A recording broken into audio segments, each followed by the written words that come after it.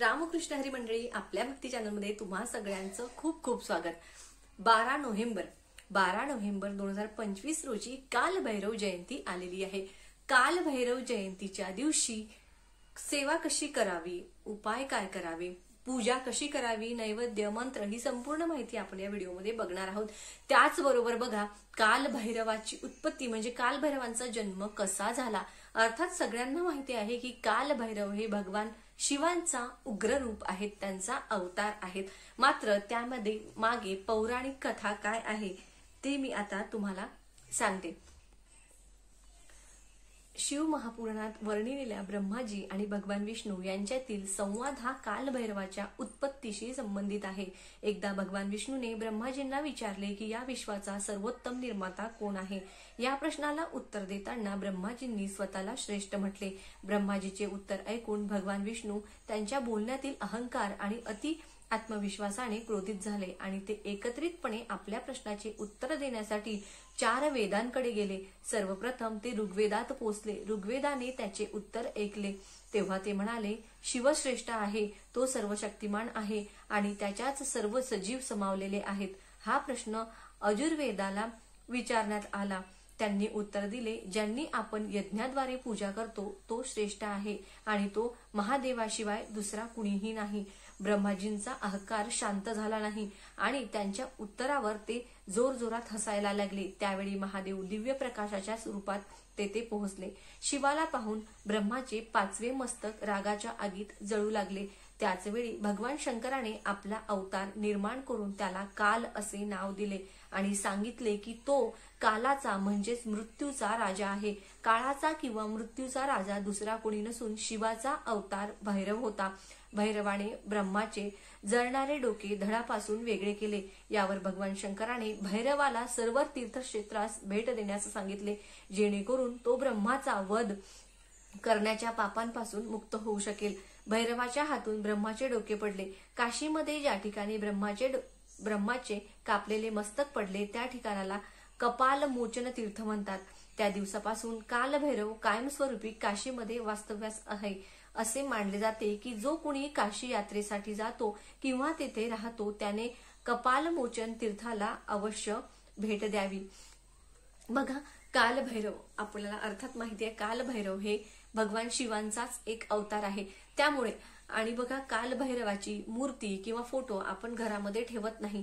कालभैरव देवतेचं काम काय आहे तर जे दुसऱ्यांचं वाईट करतात, दुसऱ्यांना नजर लावतात, कुणाबद्दल ज्याला आपण म्हणू शकतो की करणी, बाधा, ह्या सगळ्या गोष्टी, वाईट गोष्टी करत असतात, तर त्या सगळ्या वाईट लोकांना वठणीवर आणण्याचं काम हे कालभैरव देवतेचं आहे, म्हणजेच शिवांचे जे अवतार आहेत त्यांचा आहे। तर बघा, लक्षात घ्या, आपल्याकडे यांचा फोटो नसतो, मूर्ती नसते, त्यामुळे आपण याची पूजा कशी करावी तर बघा, आपण घरीच आपल्या शिवपिंडीवर अभिषेक करायचा असतो, शिवपिंडीचीच पूजा करायची असते। त्यानंतर आपल्याला मंदिरात जायचं असतं। मंदिरात आपल्याला संध्याकाळी 6:30 नंतर जायचं असतं। आपण सोबत गंध, अक्षदा, तिळाचं तेल, वाती, काळे तीळ, हे त्याचबरोबर एक नारळ, उदबत्ती आणि प्रसाद म्हणून तुम्ही जिलेबी किंवा मग तुम्ही तिळगुळाचे लाडू किंवा गुळ शेंगदाण्याचे लाडू प्रसाद म्हणून तुम्ही नेऊ शकता। आता बघा, तिथे गेल्यानंतर तुम्हाला तिथे दिवा एक प्रज्वलित करायचा असतो, तिळाच्या तेलाचा दिवा किंवा मोहरीच्या तेलाचा दिवा तुम्ही तिथे लावू शकता। त्यानंतर तुम्ही जे गंध अक्षदा आणले ते अर्पण करायच्या, काळे तीळ तिथल्या दिव्यामध्ये टाकायचे। त्याचबरोबर तिथे बसूनच आता ही संपूर्ण पूजा करत असताना ओम कालभैरव देवताय नमः किंवा ओम श्रीम ह्रीम कालभैरवाय नमः या मंत्राचा तुम्ही जप करू शकता। त्याचबरोबर सगळ्यात अतिशय प्रभावी सेवा म्हणजे कालभैरव अष्टकमचं पठण तुम्हाला करायचं असतं। आता बघा, कालभैरव जयंतीच्या दिवशी काही उपाय देखील आपल्याला करायचे असतात। त्यामध्येच कालभैरव देवांची पूजा केल्याने आपल्याला काय काय फायदे मिळतात किंवा त्या दिवशी आपण कोणते कोणते उपाय करू शकतो ते देखील मी तुम्हाला आता सांगते। बघा, संबंधांमध्ये म्हणजेच नात्यांमध्ये सुसंवाद साधण्यासाठी एक उपाय आहे। बघा, कालभैरव जयंतीच्या दिवशी संध्याकाळी शमीच्या झाडाखाली मोहरीच्या तेलाचा दिवा लावल्याने नात्यामध्ये शांती आणि सुसंवाद निर्माण होतो।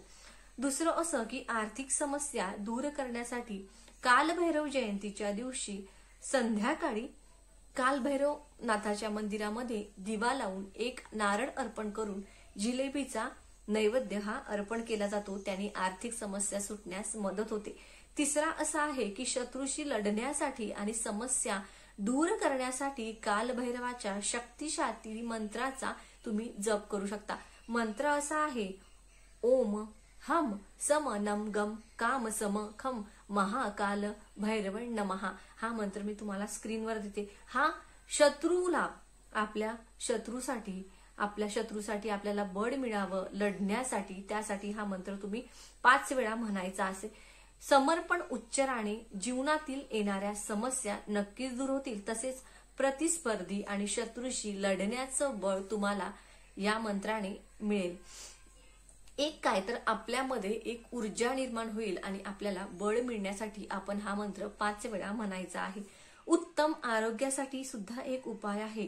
कालभैरव जयंती भगवान शिवाची पूजा केल्याने भक्तांना चांगले आरोग्य, तंदुरुस्ती आणि सर्व आरोग्य समस्यांपासून मुक्तता मिळते. म्हणजेच बघा, तुम्ही कालभैरव जयंतीच्या दिवशी भगवान शिवाच्या मंदिरात जाऊन अभिषेक करू शकता.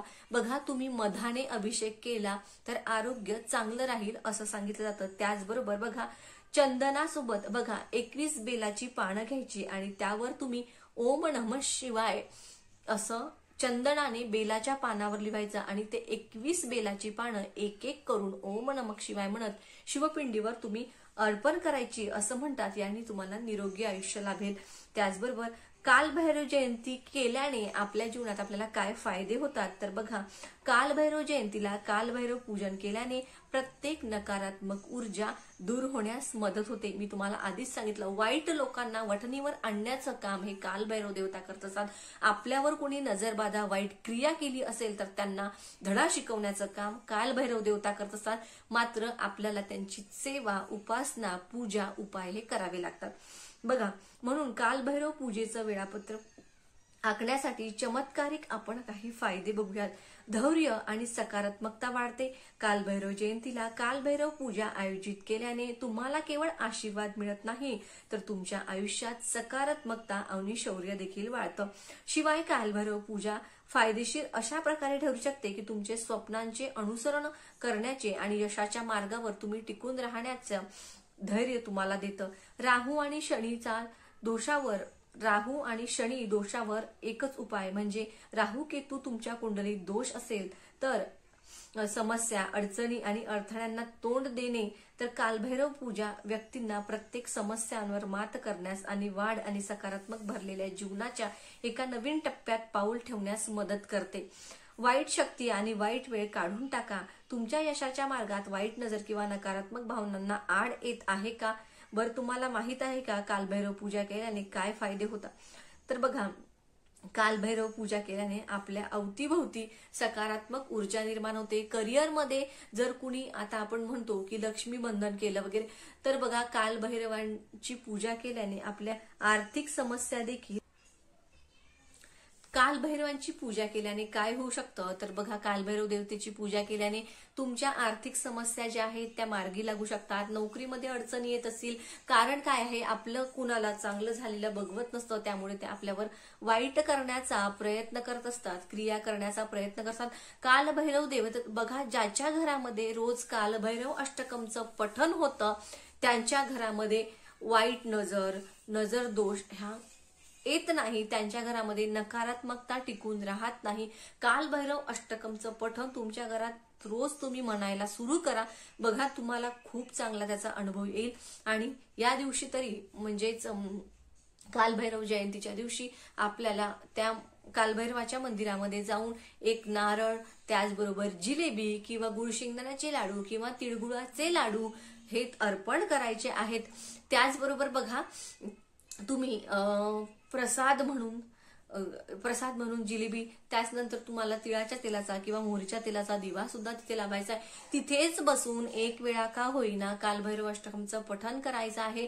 त्याचबरोबर घरी देवासमोर बसून मी तुम्हाला चौमुखी दिवा लावायचा आहे. त्या दिव्यामध्ये काळे तीळ टाकायचे आहेत, तुमची इच्छा सांगायची आहे आणि तो दिवा तुम्हाला देवघरासमोर प्रज्वलित करायचा आहे. मात्र तो दिवा योग्य पद्धतीने कसा लावा याचा व्हिडिओ मी तुमच्याबरोबर लवकरच शेअर करीन. मात्र त्याआधी तुम्हाला हे करण्याआधी आपण कालभैरवाच्या मूर्तीची किंवा फोटोची पूजा आपल्या घरात करत नाही. त्यामुळे आपण आपल्या घरातील शिवलिंगावरच अभिषेक करून त्या शिवलिंगाचीच आपल्याला पूजा करायची आहे. ओम काल भैरवाय नमः हा मंत्र म्हणू शकता किंवा ओम श्रीम ह्रीम काल भैरव देवताय नमः हा मंत्र, ओम श्रीम ह्रीम काल भैरवाय नमः हा मंत्र म्हणू शकता.